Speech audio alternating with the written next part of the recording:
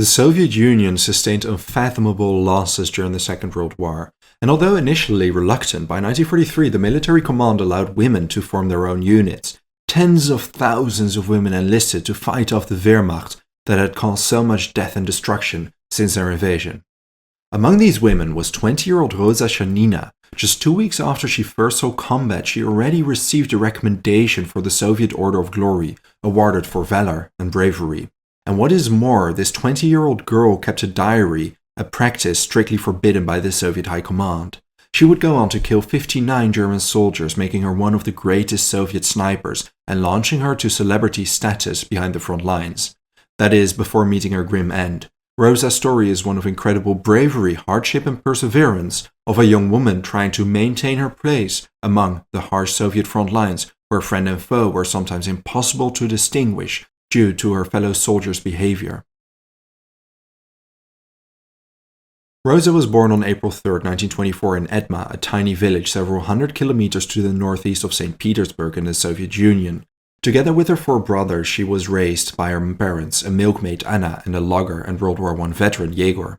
When the revolution broke out, Yegor joined the Bolsheviks and became a director of the local Bogdanovskoye commune. After completing primary public school, Roza was dead set on completing her education, but times were tough and the closest secondary school was 10 kilometers away in the village of Bereznik. She was able to stay with her aunt Agnes living in the city. After school she worked at the pigsty, other days she walked 20 kilometers back and forth to her home. Not uncommon for the 1930 Soviet Union, but very telling about the conditions Roza grew up in. An adequate student and described as stubborn, when she was 14 she wanted to attend secondary school and study literature.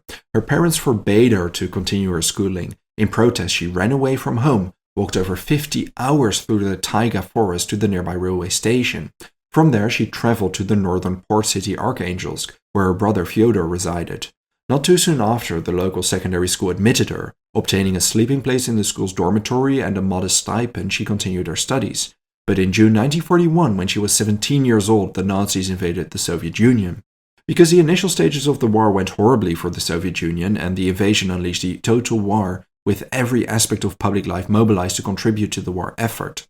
The economy was in shambles, famine and droughts were widespread, and there certainly was no time for secondary education this close to the front. Roza's stipend was abolished, leading to her being unable to follow any classes.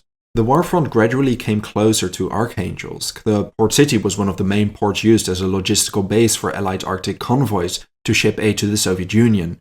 The Nazis frequently bombed the port city, and during one such raid in 1941 the bombs killed Fyodor. Another brother, Mikhail, passed away during the siege of Leningrad in December 1941.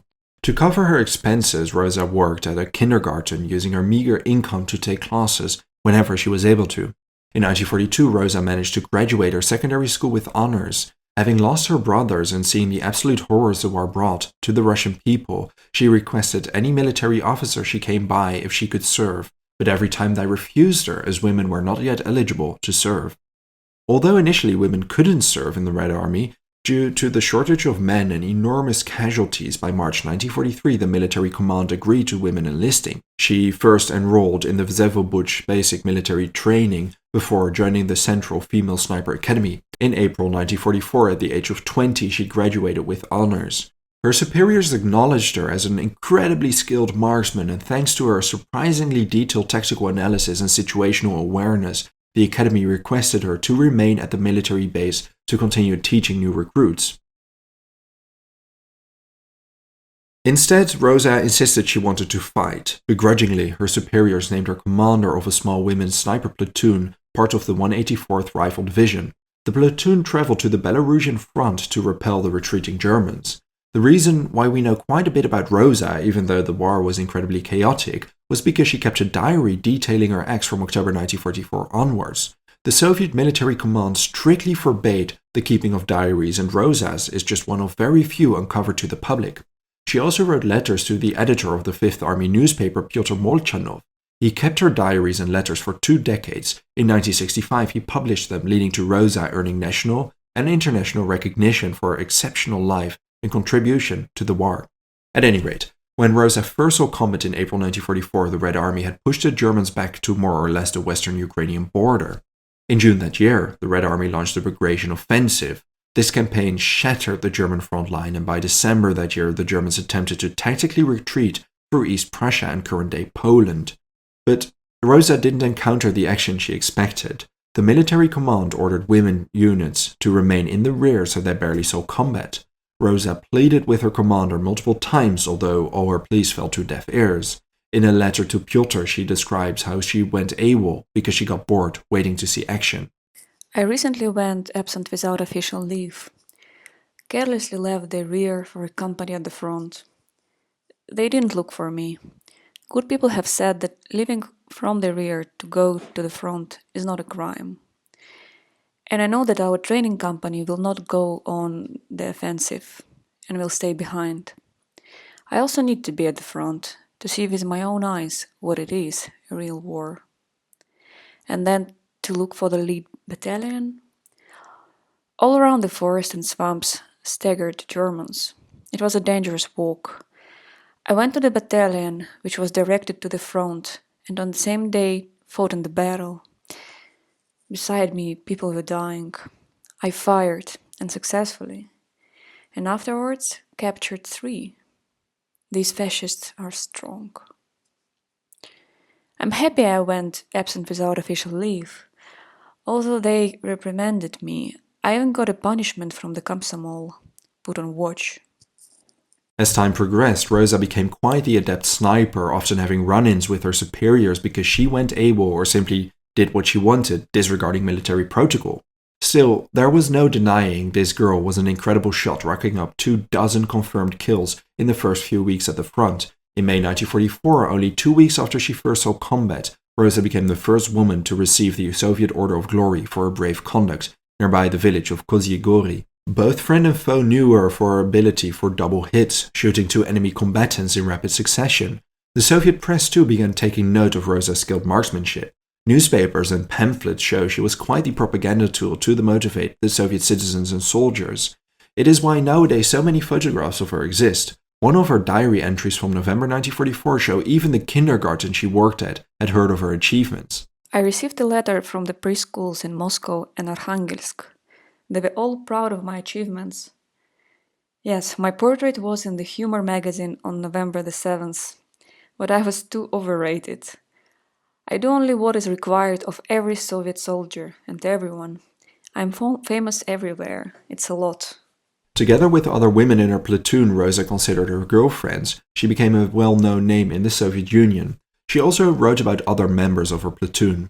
Always nice to have a girlfriend. Sasha, I am with you, and sadness is sometimes fun. I share with you all that is in my soul. I brought Colonel Novozhilov my letter, in which I asked to be sent to the front and criticized our officers.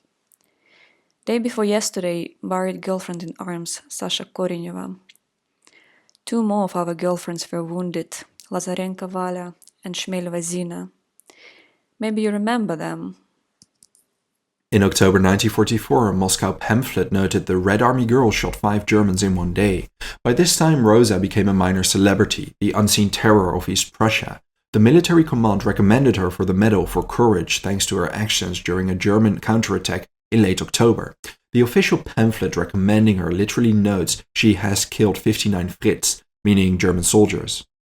But the war was a brutal and deadly one. Roza's unit numbered 78, but by early 1945 only 6 women remained. Unbeknownst to her, one of her brothers, Sergei, had served as a head of the NKVD intelligence unit. Failing to carry out orders, he was arrested in September 1943, initially sentenced to hard labor. This sentence was later overturned to execution and he took his own life in February 1945. I haven't figured out my future, but many options. First, in the institute. Second, maybe if it doesn't work out, then social service, give myself fully to the education of orphans, specialize in teaching preschool. Third, most likely kill myself when I learn the fate of the country and some family and friends.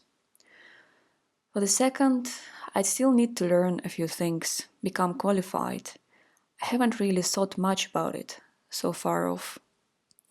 Over time, Roza's entries became grimmer. As winter arrived, she wrote how tank fumes hurt her eyes and lungs, how the weather froze her and those around her, and that she lived in a lucid state between life and death.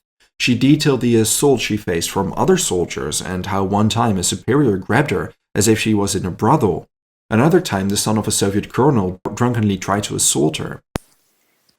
I saw in a dream my brother Fyodor. My heart is heavy. I'm 20 years old and do not have a close friend. Why? And lots of children, but my heart does not trust anyone. I blame this scum that comes with army life, wrecking everything, not caring about a girl. Went to reconnaissance in Regiment 785. Wonderful guys, well received, but started to get harassed by the head of the regiment, chasing me when I had done nothing, grabbing at me like he was in a brothel. I could not stand him and left after only staying 2 days. It was impossible to live there anymore. The harassment intensified.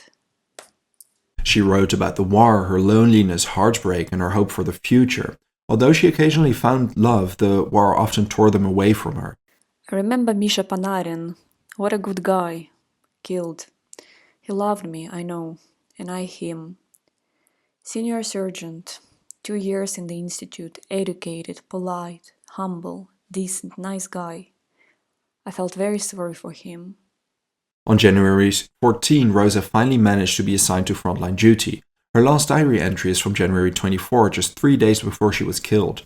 It once again detailed the graphic assault by the son of her divisional commander, and she closed the entry with the sentence. Again, March night, now dark, but soon dawn, sitting around the campfire and writing. So bad when no bosses need me.